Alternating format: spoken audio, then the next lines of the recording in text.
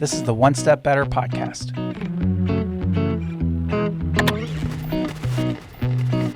Helping small businesses make wins each and every week.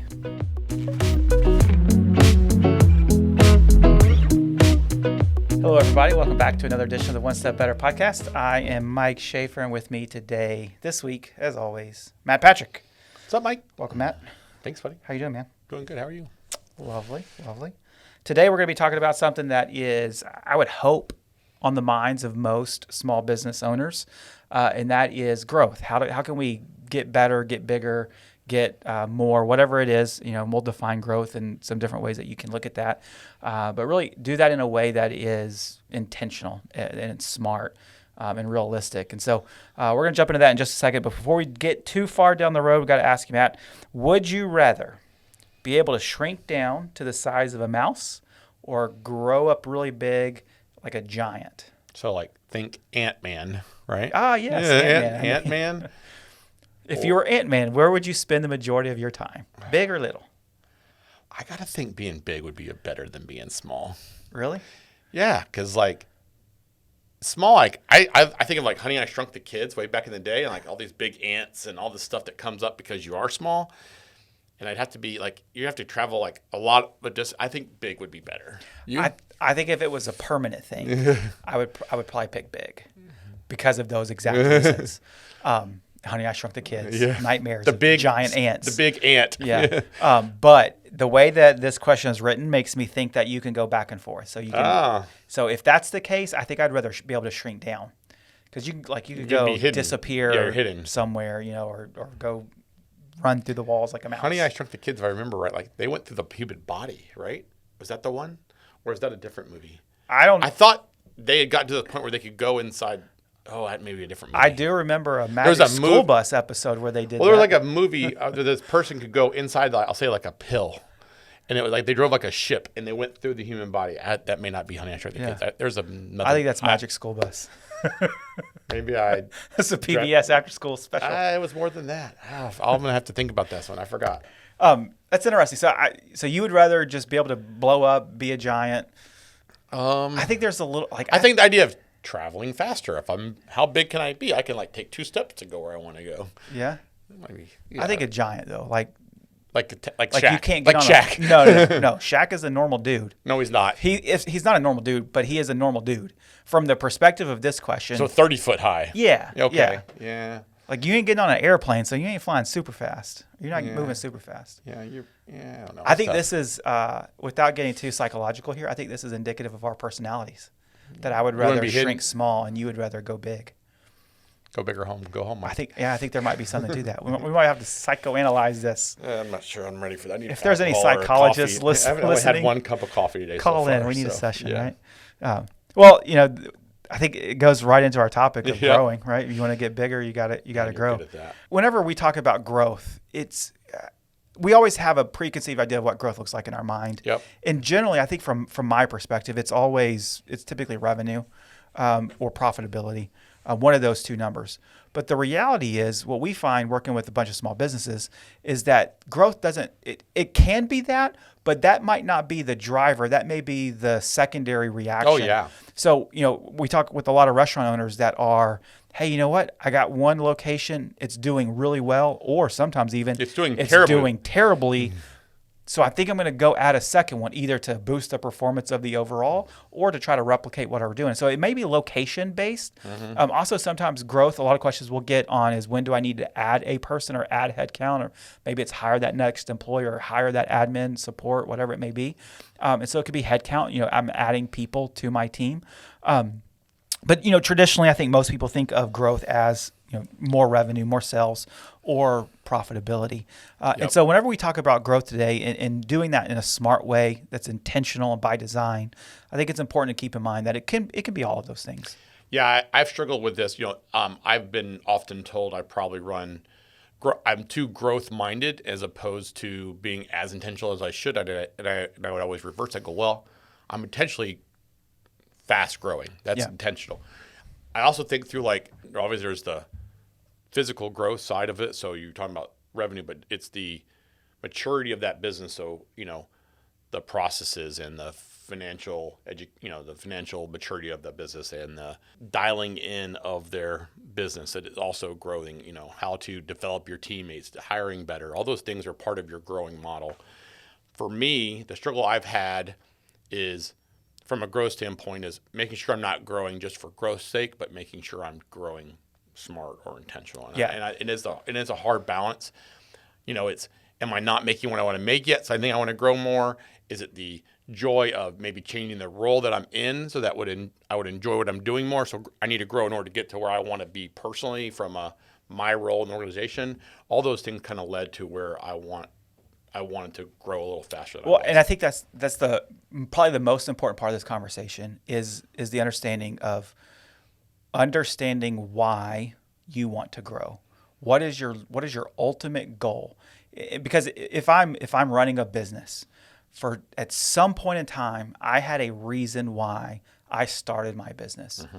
It could be a million different things. It could be simply I didn't want to be an employee. I wanted to be in control, whatever it is. Or I just didn't want to work for somebody because I want to build my own thing and have my own legacy type of deal. It could be because I know that my earning potential is more unlimited whenever I'm out on my own doing my own thing. It could be a variety of reasons. But if you're listening and you don't understand why you're growing, then you're not going to have focus and intentionality on that growth until you figure that out. Yeah, my first goal, and I think back to why I wanted to grow, was my financial security. I wanted to make sure me and my family were taken care of and that we were able to pay our bills and live the life we wanted to live from a financial standpoint. Then it became I want to help more business owners be successful. Well, more became, I want to reach another person. But also in my role, it was but I don't necessarily want to be the person that has to serve that client. I want our team to serve the client. In order to do that, I have to have a bigger team to do it. That was my next level of growth. But I had to be able to afford that, which got me back to financial security again. Yeah. So this is a cycle. But for me, at this point in my stage, it's that idea of growth goal for us is how do we grow the financial security of our whole team? Now that's the next wave we're on. But over time, your target may be changing while you want to grow. My parents went to business and they say their biggest mistake was not accelerating growth when they had the opportunity to create the security for when the downturns happen, they would have been able to ride that out. And I think about that a lot right now with the economy, the way we're going right now. It's okay, well, I don't want to take my foot off the pedal now knowing that, hey, who knows what the next 3 to 5, 7 years looks like. If we continue to grow, we'll be able to build and meet all of our goals. I see this as a spectrum. Mm-hmm. And it's one that we talk about often internally. And on one end of the spectrum is that hyper building phase where we're trying to get bigger, better, stronger, whatever it is. The growth, more, build. And then on the other end of the spectrum is a maintain. We've made it to a level. I mean, you know the awards that we've won. We've been recognized for our success. We've been successful over the years. And so what would it look like just to maintain that and not worry about growth? The struggle that I think most people make is that they associate that maintain on that one end of the spectrum with laziness or contentment. And that's not what maintain is. Somewhere in the middle, there is a contentment that happens where I have to be able to maintain what's gotten me here. Otherwise, the wheels are going to fall off the train and we're all going to crash. We're not going to stop all activities. Right. And then on the other end is I still have to be growing in order to iterate, develop, get better, continue to stay up to date with the market, make sure that we're serving our customers well, all those things. I like that middle part, similar to you, that middle part is where we try to get to as often as possible. But that's where we've talked about plateaus over the years. Hey, we can build a lot of growth for a while, and then we're going to find some magic sweet spots, right? Our team is the right size. We're servicing them really well. We've dialed in our processes. But that also means that, okay, now as we continue to grow, at some point we're going to have a new client that comes on board, or we have a new opportunity that we have to train new people on. And I need to have the opportunity to train them on something. Well, if I have everything dialed in, then there's no opportunity for them to learn. I need plans for them and I also need people to develop. So if someone's been here for 2 years or 3 years, we're looking to develop to the next level at our firm, I need to have somewhere for them to go. Yeah. And so I want it. That's why I kind of look at that growth is that there's always that little perfect plateau for a little bit, but I then have to hit the pedal again to get to the next plateau. Intentional growth is that stair step. It is we talk about one step better. That's what, whenever we talk about intentional growth, that's what we're talking about. It's not a hockey stick. No. If you zoom into that hockey stick, what you will find is there are stair steps, because we do have to do something, whatever it is. There's an event that triggers growth. And then we, from a operational standpoint, we have to figure out all the stuff that growth, kind of how to catch up to that growth a little bit. And then we finally catch up. Figure that out, and then we go to the next step. And we figure that out, we go to the next step. And there's brain damage along the way. Yeah. So like the first time that the next step goes up, it's okay, that scar hurts. We messed that up, or we made a bad hire, or that's not exactly what we should have done it, or the services that we provided wasn't exactly what we wanted to do in the package. And we've done that a little bit over the last few years as we've expanded into some new service lines. And the idea is like, it's not as good as I want it to be yet, or we're not pricing it the way we want to, or we're not staffing it, or the process isn't as good as it should be. And all those are part of that growing. That's evolution. The learning curve, yeah. It is. And in the moment we got it figured out, we get a little happy and like, okay, let's do the next one. Yeah. And so that's where I enjoy that, but it does cause gray hair and brain damage. You mentioned brain damage, yeah. Yeah. And some of the things that we've learned over time is that if you're hiring people that are just wanting to be stable and never have changes in their lives, it's a terrible place for you to work. Tough to work in a growing business, because especially as a small business, there's always changes. There's always something that we're going to do a little bit different. And honestly, sometimes we don't wait until our people catch up with the new norm before we change that norm. Yeah. And now we can debate on whether that's good, bad, and different or whatever, but yes. it's worked out for us. But part of our hiring, in spite of us, probably. Well, maybe the right way to say part it. of our hiring strategy is not to hire people who can't adverse to change. Yeah, who can't handle that. Yeah, picking up with an unclear process or a not perfectly laid out plan, or don't have to have a checklist to everything, is really important around here. I wish it wasn't the case, but that's not my personality, and unfortunately, I'm going to keep throwing wrenches. Yeah. Hopefully, with the chance of improvement, but I also know that I see a bigger end game than where we are. Yeah. So I just like the idea, okay, let's keep making it better. Well, that means I'm going to keep trying to make things better. Yeah. The thing I enjoy that. I enjoy that culture. I enjoy that fast pace.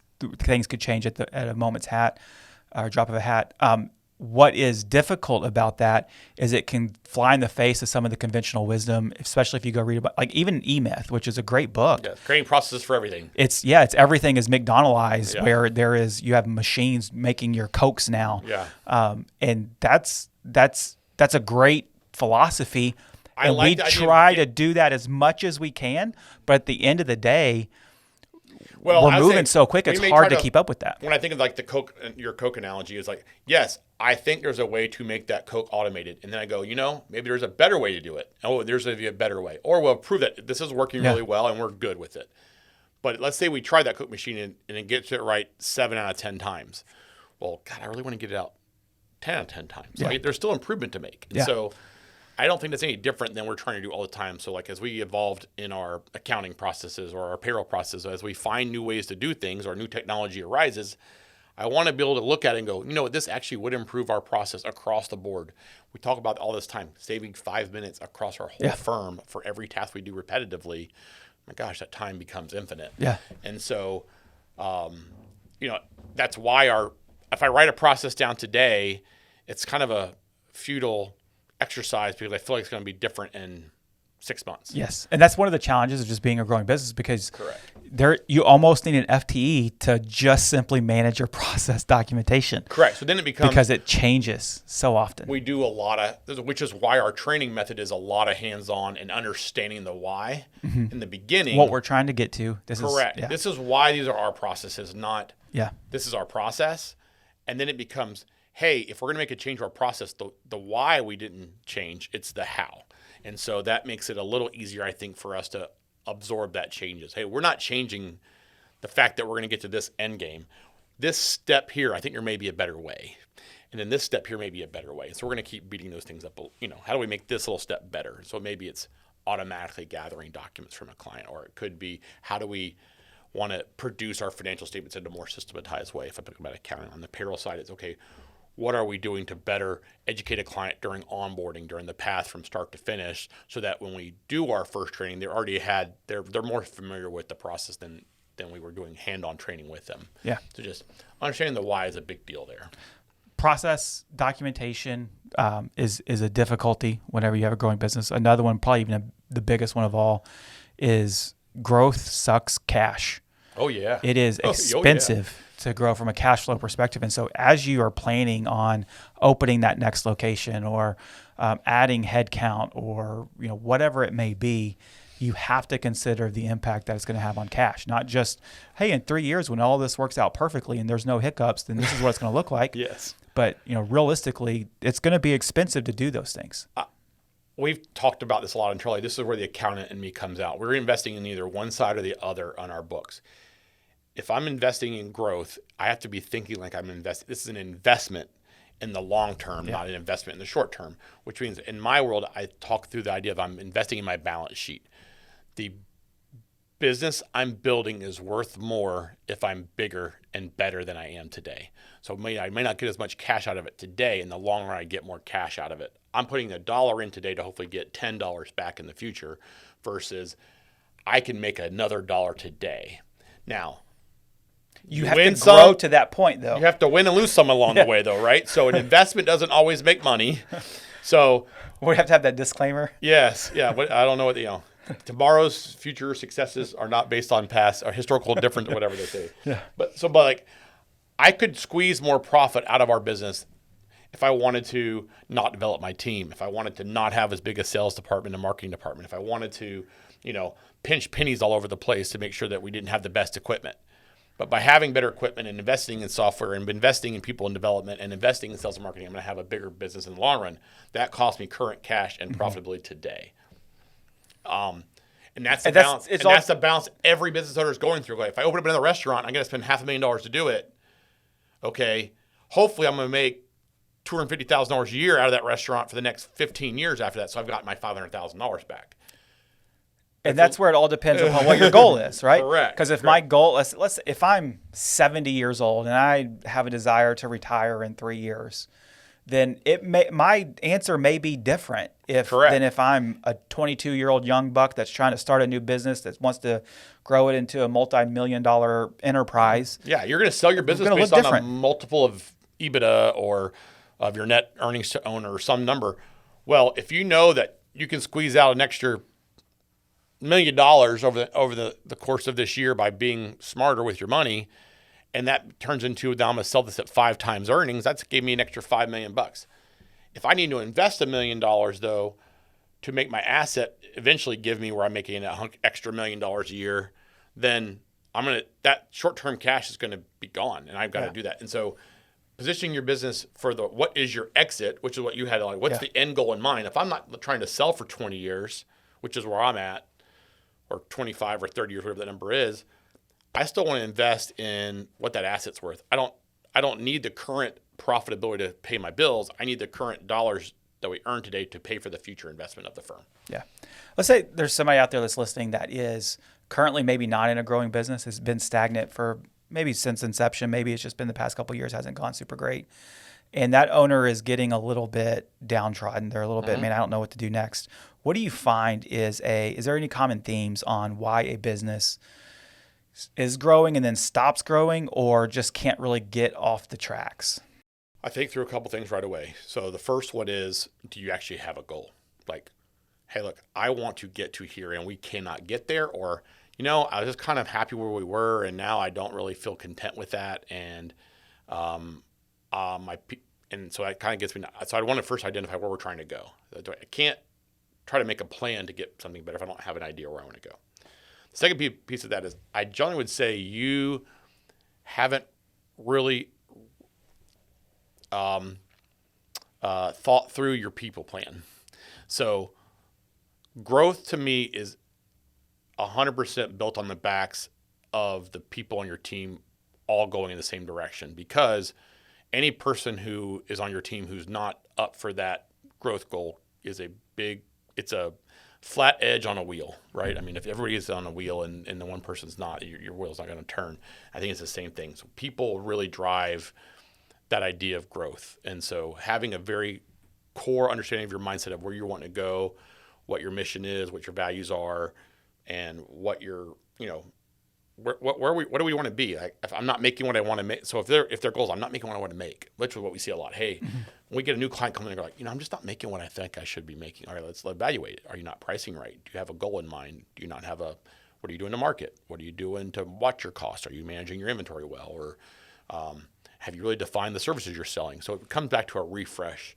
A lot of times they've gotten stale with technology. They've gotten stale with their people. They haven't driven core understanding of what their true mission is that maybe got lost a little bit. So I'd say I want to really focus on where we're trying to go.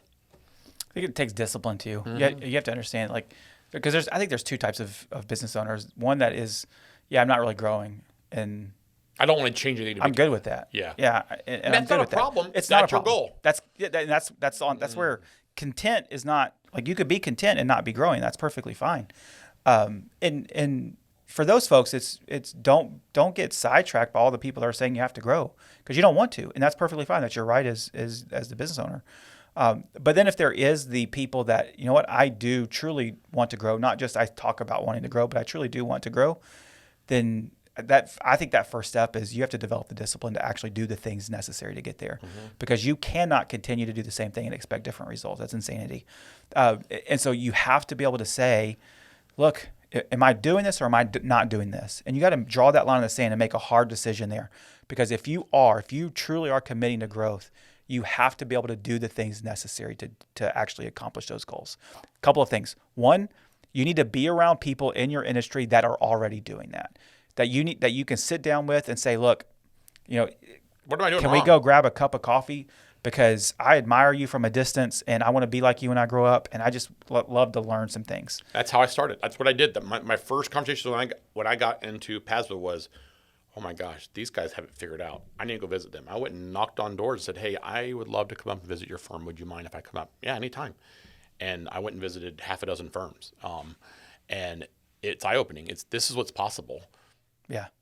Yeah. And so if you can develop that discipline and you can learn some things that, this is what people that are growing are doing, and take those home and start to implement those things, you're going to see some small changes over time. The second thing is you have to be willing to pull the trigger, because I can say that, I want to grow. I'm going to go do all the homework. I know how to do it now. I've developed the discipline to get in the habit of doing this. And then that first thing is going to pop up that's going to test you. And it's going to say, hey, you know what? In order to actually get to that, here's the things that you have to do differently and change. And it could be significant change. It could be you need to take some people off your team that have been loyal to you for multiple years. Yep. It could be you have to change your complete technology that you're using to run your business. Implement a new POS. It could be I got to change some of the services that I'm selling because I got some stuff that's not profitable and it's sucking my time. You have to be able to then put the pen to paper and actually do the work. Action plan matters there. Yeah. That's the first thing I thought. I was like, when you said, hey, I have to make some physical change. It's like, yeah, it's the same thing. If I want to go lose weight, I've got to go figure out how I'm going to lose weight. But like, if I think about it from my business standpoint, it's no different. Like if I have a person who is not ideal suited for our values, they're taking away from us from our goals. It's a terrible conversation, but we have to do it. Yeah. Or if it's this thing that we're doing is broken, we've got to go fix it. Like it's not and fixing it makes us better in the long run. It's a short-term loss and a long-term gain. You've got to kind of keep beating your head again. I'm going to make this better. Intentions are a dime a dozen. Yep. It's your actions that are going to move it. And decide. The paralysis by analysis I see of business owners around me drives me crazy. Yeah. I mean, that's not me. Accountants are the worst than that. We are the worst, yes. It's I might, but I'm like, no, just decide. Just do it. And if it's version 1.0 is better than versions 0.0, and if it's not as good as it needs to be, make it 1.1 and 1.2, and then eventually make it 2.0. Here's the deal. Whenever you decide and you implement, it's still not going to be perfect. No matter how good you try it. And it doesn't matter if you spent 10 minutes thinking about it or 10 years thinking about it, it's not going to be perfect. And 1.1 is going to be a little bit better and still not perfect. Right. 4.0 is going to be significantly better and still not perfect. Correct. That's the thing. You have to keep it, like, you're not going to develop the perfect item right from the start. And the accountants, like you said, accounts are definitely the worst. The idea that I have to have a checklist to everything I do. There's no perfect checklist until the checklist is good until the one thing pops up that's not on it. Because just like we talked about earlier, it's going to change anyway. Correct. It's going to change anyway. Correct. Last thing I want to talk about real quick, we kind of tease this out at the very beginning, is some people are of the mindset that, you know what, my business isn't doing so great right now. And I just need some kind of new blood, new energy, a refreshing, whatever. And my solution for that is I think I might need to go and open a second business, or I may need to go and open another second location possibly. What do you think of the idea that adding something fixes my problems? The only thing that's going to add to fix your problem is people. Good people. Good people fix your problems, right? And so adding a location when your first one's not successful is the dumbest thing I've ever heard of, and I have clients doing it all the time. Yeah. And I just go, let's prove this concept first before we move on to trying to do the same thing somewhere else. I would say most of the time they're already distracted enough that just creates, let's secondly distract it, or they think it's a magic pill. Yeah. Well, we're in the wrong location. Or, that I had this wonderful new person to be a manager, but I don't really have a place for them here. So I'm going to go hire. Well, that person is here for a month and quits. And so, unpopular opinion here. Yeah. Right.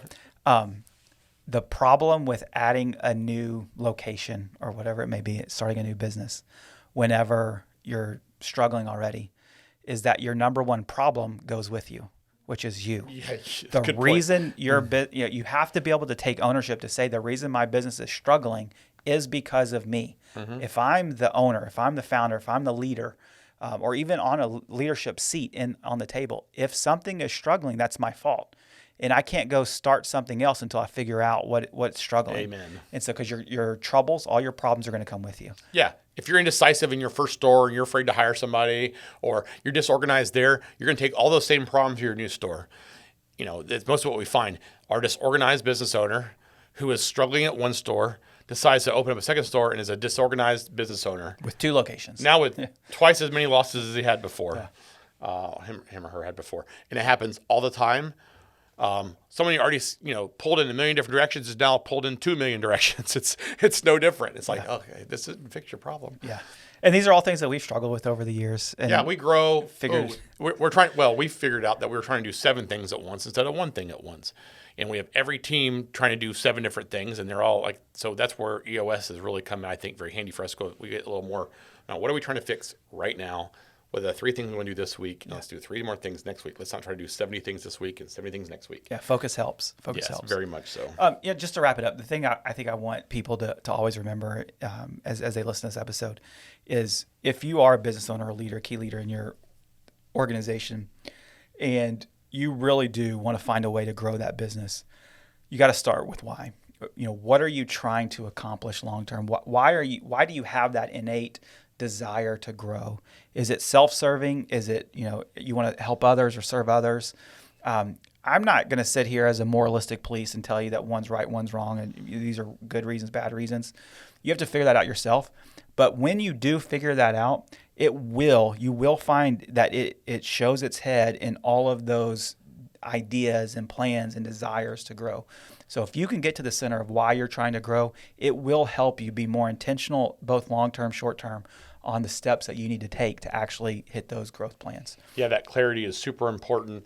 I immediately thought through the idea of, okay, if I was looking to grow today and I'm not as profitable as I would need to be, so I don't have the money I need to do, revenue may not be the growth you need to fix. It could be your personal growth. So identify and have really strong clarity on what and why you're trying to grow. Yeah, because if you're anything like us, what you'll find is that your business will outpace your ability to grow personally and keep up with it. Correct. Again, because why? We're the biggest problem. We are the biggest problem. So, Matt, thanks for joining me. I really appreciate it. For you guys listening, again, I appreciate you tuning in. Make sure you click subscribe. That way you can never miss an episode.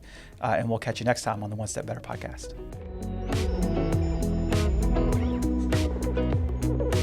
Thanks for listening to the One Step Better podcast. I'd really appreciate it if you would take some time to rate us 5 stars on your podcast player of choice and make sure that you subscribe to our YouTube channel so that you never miss out on another episode. Thanks and have a great day.